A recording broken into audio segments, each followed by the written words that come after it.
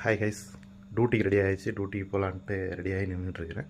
டியூட்டிக்கு ரெடி ஆகிட்டு இந்த மாதிரி சோஷியல் மீடியா ஓப்பன் பண்ணும்போது ஒரு பொண்ணோட ஒரு வாய்ஸ், ஒரு பாட்டு கேட்டேன். ஒரு 4 லைன் பாட்டு. ஒரு மாதிரி மெல்ட்டிங்காக இருந்துச்சு வாய்ஸு. அதனால் உங்களுக்கு ஷேர் பண்ணுறேன். இந்த வீடியோவோட பேக்ட்ராப்பாக அந்த பொண்ணோட பாட்டு அப்படி சேர்த்து அட்டாச் பண்ணியிருக்கிறேன்.